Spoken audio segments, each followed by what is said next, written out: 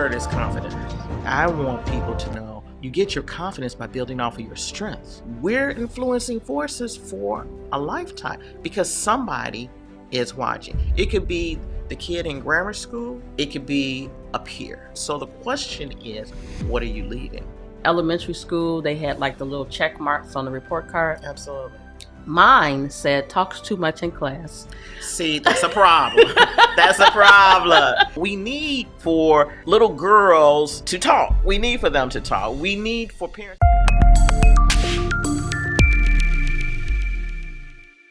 Hello, everyone. Welcome to another episode of the Growth Motivator Live with me, Dr. Lisa L. Campbell.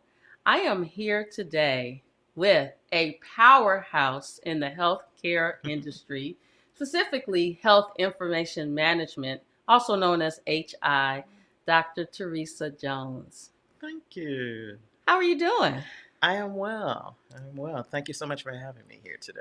Listen, I have to surround myself with powerful women, risk takers, women who make me get on a train in unknown parts of the country.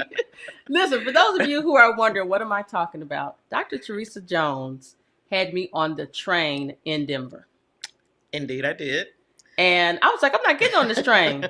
Dr. Jones was like, this is the fastest way to get to this airport. We're going to be in traffic, and living in Chicago, we don't want to be in traffic. No, we don't. And we want to make our flight. We definitely want to make our flight. After being at a conference for like 3-4 days, you're ready to go home. It was. And we made it. We did. I'm going to be honest. I was texting my husband like, I'm on this train. And you know what he said that's funny, which is really powerful? You do things with your AHIMA colleagues that you won't do with me. Oh, my. So, like, for example, one year, Mary Bowman had me on this roller coaster. I don't do roller coasters. I don't either. See what happens? Uh-huh. I do.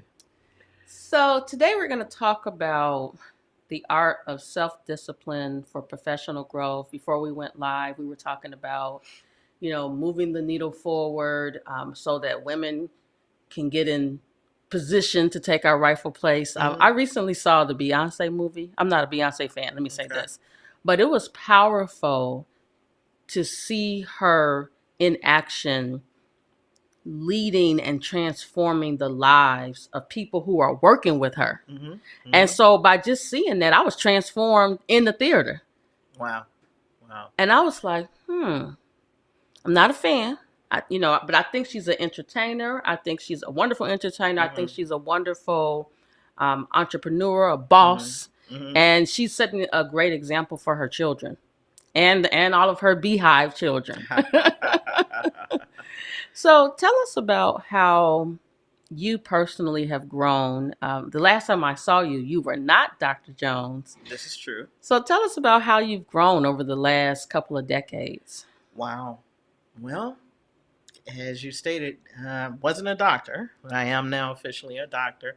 But in particular, what you stated complements my experience. I was surrounded by other individuals who had pursued their doctorate degrees, and I was like, I have to do this, and it just kept coming at me left and right. I just kept bumping into people in my workforce that had their doctorate, so I was like, I have to do this. I have to do this. So being around others that are progressing or further ahead than you is an influencing force that'll help you move forward in whatever it is that you want to do in life. It was really quite fascinating to me, but it's like, I know that I have to do this because every place I turn, conferences, at work, people I worked with, doctors, I got to do it. And you know what? It's funny because I didn't think about how our industry has changed from that perspective. Because I know when I started in 2004 in my doctoral journey, I honestly did not go to become Dr. Campbell. I went because I was teaching at a university, and I was like, how can I make more money? Mm-hmm. They were like, you got to get a doctorate degree or a second master's degree. Mm-hmm. So I got the doctorate degree. But something else you said that I just thought about, I recently published a book, Grow With Me. And the reason I wrote that book was I read Dr. Theresa Jones' book on leadership. Excellent. And so after reading her book on leadership, I said, you got to tell your story. What you go through is not for you, it's to help others. And so I read her book, I started on my journey, and as I wrote each and every word, I really let go of some past hurts. Mm-hmm. I let go of some past fears. And in that moment of finishing the book, I decided that I was going to be comfortable being uncomfortable. There you go. And once I did that, also turning 50 helped too. Okay. You know, I turned 50 and I was like, oh, I think I'm going to move into the preferment stage of my life There where you I'm go. only going to do what I prefer to do. And that's it. Excellent. And it's been amazing. I'm sure it has. It sounds wonderful. It's a great place to be. It's It's not an excellent place, retirement, it's right? preferment. It's an excellent place to be. That's where we all need to be. Absolutely. We all need to be there.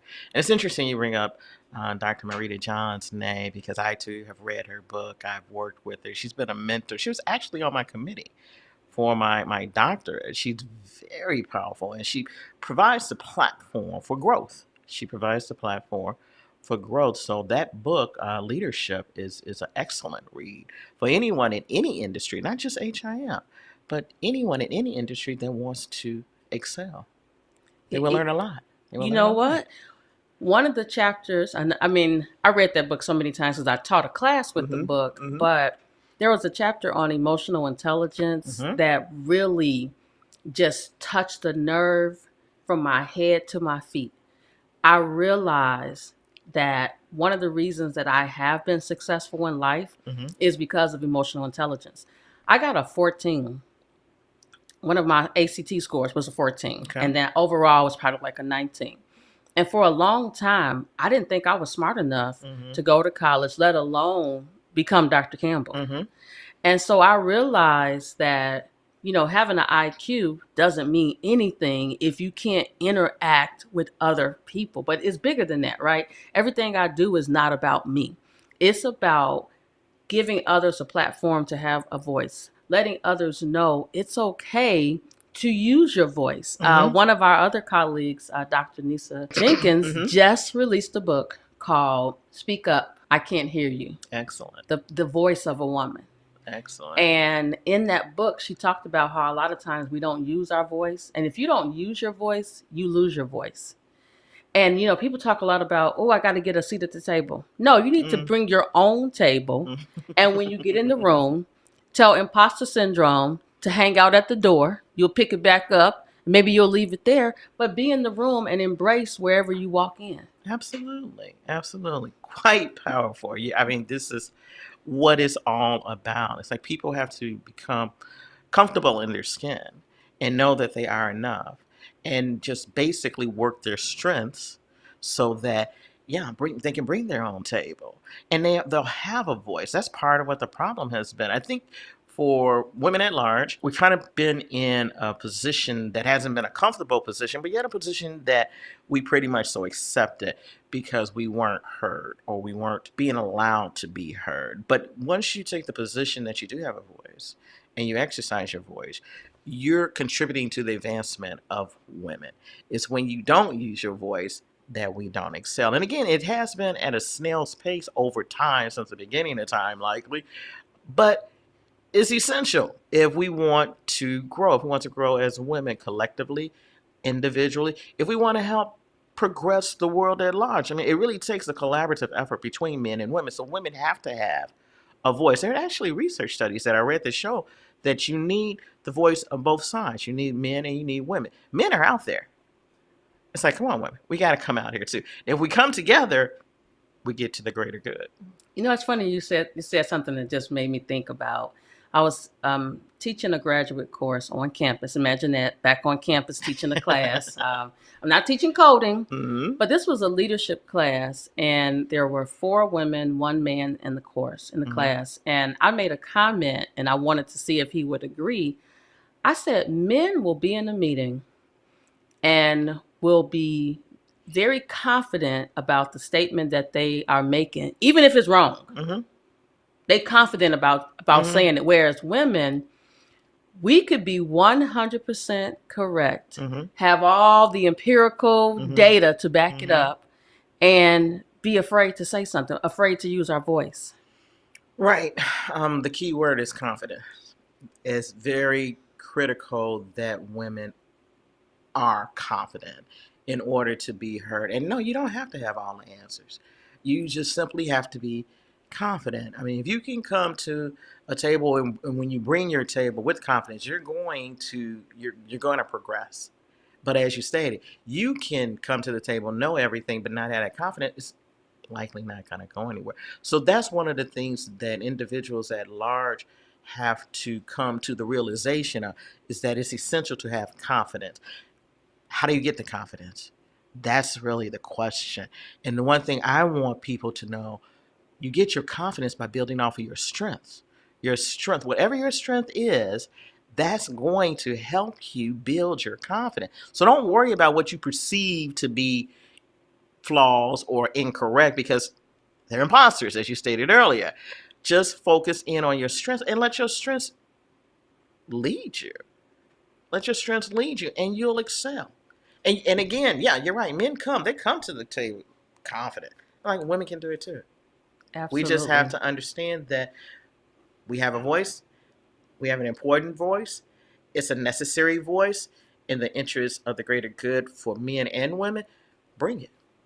Bring it every day, all day. That's it. That's all. One of our topics, or the title of this episode, is about self discipline Mm-hmm. that supports personal growth. I think it also supports professional growth. And Mm-hmm. one of the things that I do is I'm constantly reading. Good. I'm learning faster than I'm growing. So Mm-hmm. when I get to the place where I'm headed, I'm ready. Mm-hmm. And I'm confident in my ability to be ready. Mm-hmm. I may not know all the things, but I know a lot of the things, and I lean on those to keep me grounded and carry me to the next level.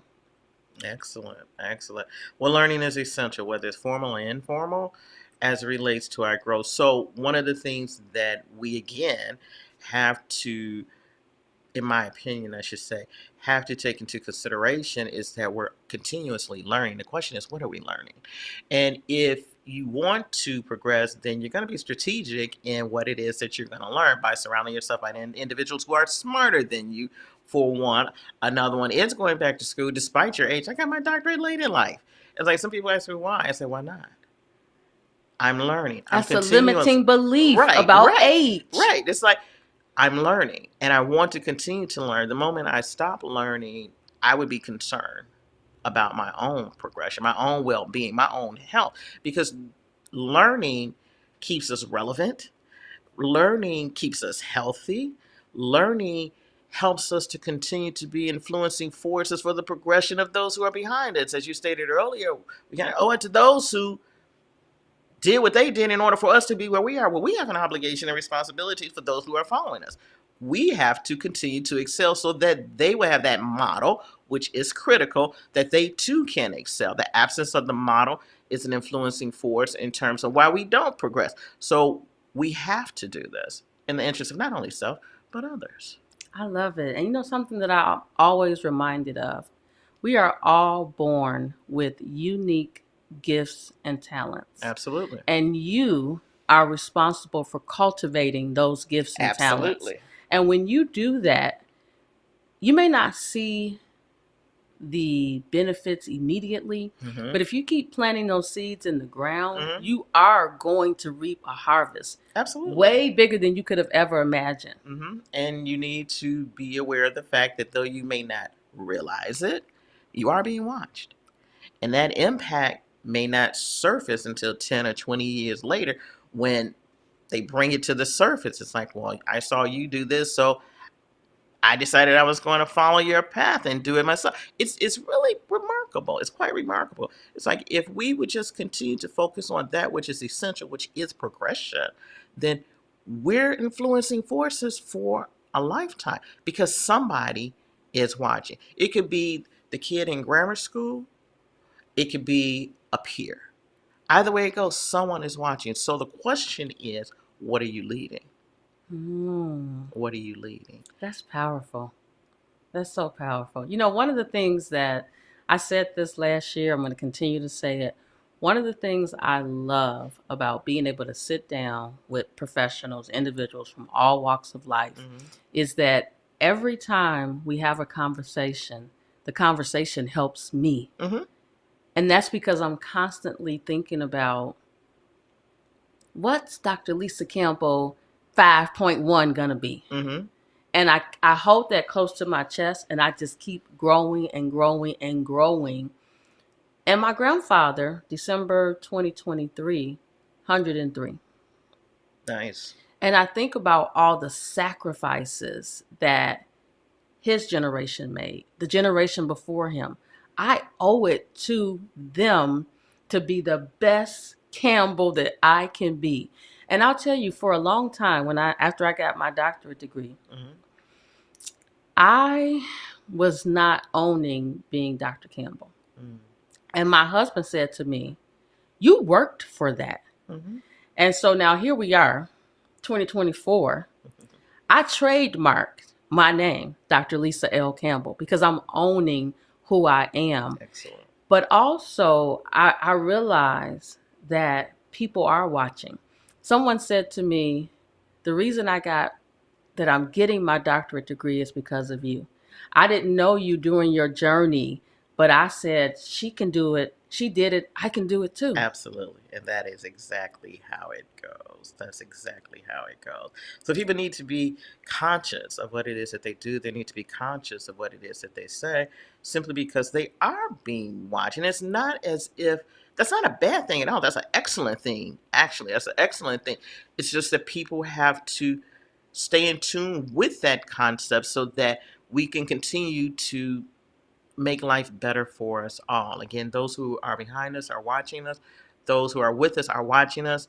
Those who came before us are watching us. So it's like, let's do the right thing. Let's do the best thing. Be the best person we can in all that we do, in the interest of not only self, but in the interest of others. One of the things that comes to my mind sometimes, and it just recently came to my mind today in this dialogue. I think about one time one of my great nephews came by the house. I was exhausted. I was like totally exhausted. But he came by the house, and he couldn't have been more than 5 or 6 at that time. His parents were with him. I was not expecting him. I really just wanted to rest at that moment. But he came. And it hit me at that precise moment in time that I had a responsibility and obligation to change, because I didn't want him to have a misconception about my excitement to see him. It's like, I'm tired, but I can't project being tired because he might think that I'm not happy to see him. So all of a sudden, I got super excited. I got really excited. And he saw that, and this big smile popped up on his face because he knew that I was excited. Point being, what we communicate, what we think we're communicating and what we're actually communicating need to be in sync, and they need to be positive, because we're always being watched. It's not only what we say, it's how we say it, it's how we look. It's like, we cannot afford to be comfortable unless you're in a room by yourself with 4 walls. If at that point in time you want to not communicate and communicate effectively, or communicate and communicate in a positive manner, that's your choice. It's like, you can do that in those 4 walls by yourself. But once you're outside of those 4 walls, or once there's somebody else in the room with you in those 4 walls, you have responsibility and obligation to do your best, present your best, speak your best. I want to tell you something that you probably don't know, and I talked about this in the book. I think I probably was about 22. Might have been 20. I don't remember at this point. As you get older, you kind of forget the things, the order that they happen. You remember that they happen. But there was one point in my life when I decided that I no longer wanted to be here. Okay. And so I took 30 Tylenol. Okay. I found myself in a room, 4 walls. And it was during that time period that I realized that, number one, I don't need to be in that room by myself. But number two, I realized that the better part of my life was ahead of me, and I could not be concerned with what I was dealing with. I was hurting. When you are a mother children don't come with a user's manual. And I was struggling with the fact that I was a single mother with a special needs daughter who couldn't hear, who couldn't speak. Mm-hmm. And I allowed Mm-hmm. the situation to make me a victim to honestly what God had given to me. He gave her to me for a reason. Mm-hmm. And so I sat in that room and realized that enough was enough. I was not going to be held hostage by her diagnoses. Mm-hmm. And it was that point that allowed me to transform my life. And I have not looked back. And I think about the fact 2024, she'll be 32. 32 years later, we individually and collectively have grown so much. And I attribute that to really having some self discipline. I think about growing up in a household, older grandparents born in the 20s, you were seen Mm-hmm. And I heard. and not heard. Mm-hmm. But I also realized the value of listening and learning. It allowed me to grow. Mm-hmm. But I also realized that my voice was powerful.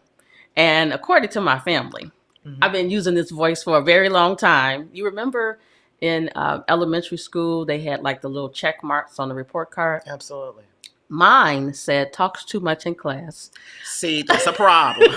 That's a problem because you weren't talking too much in class. What you want, what instructors, educators need to do is allow you to talk in class. Because what happens is if they don't allow it, it becomes mute. It becomes mute, and that's the experience of too many women, in particular.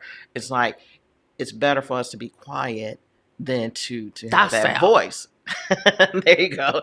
There you go. It's like, no, no, no. We need for little girls to talk. We need for them to talk. We need for parents. And I've never been a parent, so don't But shoot you got me. nieces and nephews. I do. You don't have to give birth to understand the experience. I do. But it's like children like to talk. It's like you gotta let them talk. You have to hear them. You have to let them speak, even if sometimes they're speaking and it's not necessarily acceptable, for the lack of a better term, right now.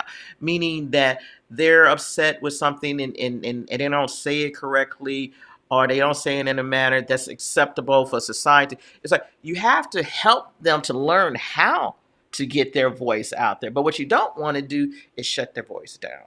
You don't want to shut their voice down. You have to help guide them with their voice so that when they do become older and become adults, they can speak and communicate in an efficient and effective manner versus becoming mute and not saying anything. And that happens to too many of us. Too many of us, as individuals. And it's not unique to just girls. I'm sure it happens with boys too. But I can only speak from the woman's perspective in terms of that journey, because that's me.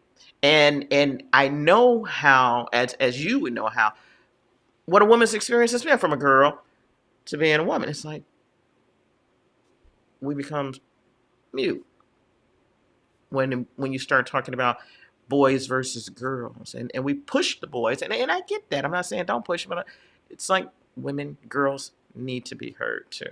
And I told one of my nieces with her daughter and whatnot, I said, yeah, let her get her voice out. It's like help her to get express her voice herself. out. Right, exactly. It's like help her to do that because she's going to find herself in a position at some point in time, likely in her journey, where somebody's going to try to not allow her to express herself, but she'll have that seed planted that no, this is okay.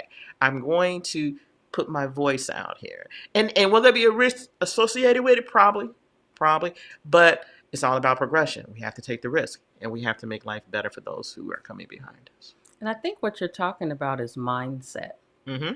I talk a lot about having a growth mindset because I Mm-hmm. believe a fixed mindset holds us back. It does. And so when we don't allow people to express themselves, Mm-hmm. it's really your own limiting belief where you're like, oh, they talk too much. Yep, exactly. Sometimes people are speaking because they're hurting, Mm-hmm. and getting it off their chest Mm-hmm. is setting them free.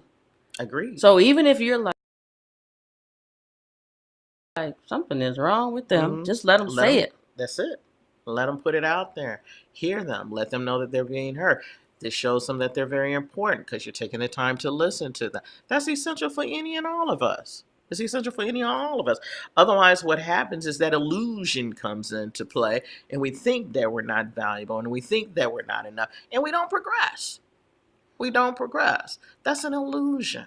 That's an illusion. So people at large want to be conscious of who's saying what to them and being able to determine whether or not it's valuable or not. Because there's always going to be somebody that's going to say something at some point in time in everyone's journey that's going to be a setback.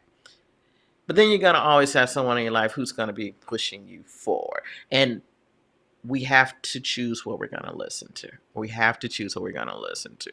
And hopefully more and more over the course of time, people will learn that, yeah, well, if it's constructive criticism, you need to pay attention. But if it's hurtful and harmful, no, you need to understand that that's an illusion. That's somebody else's stuff that's being projected at you. It has absolutely nothing to do with you. However, if you take it on, it becomes embedded in you and part of you and slows you up, which you don't need because it's all about progression. I love it. I love it.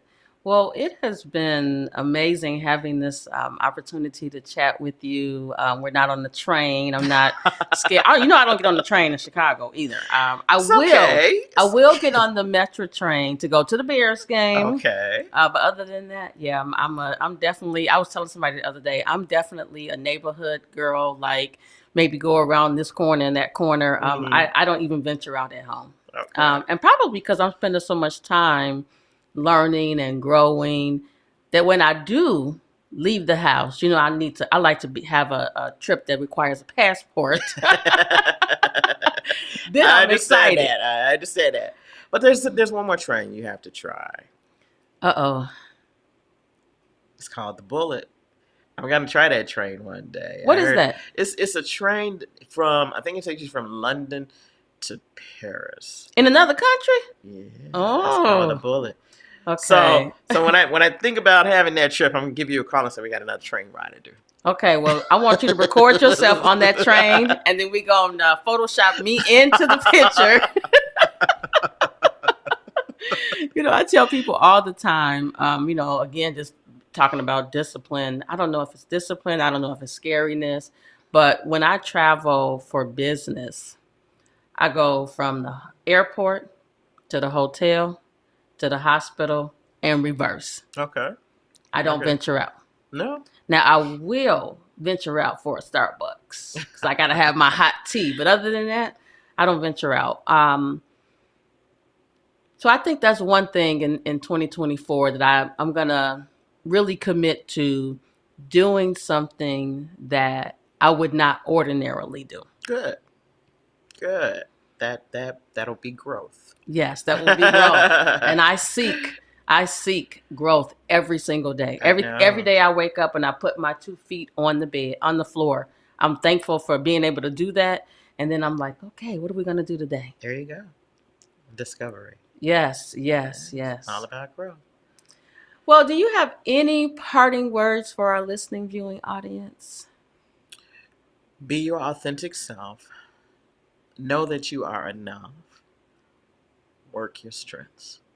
Ooh, you know what? After that, this has been Dr. Lisa L. Campbell, the Growth Motivator, with another episode of the Growth Motivator Live. Until next time.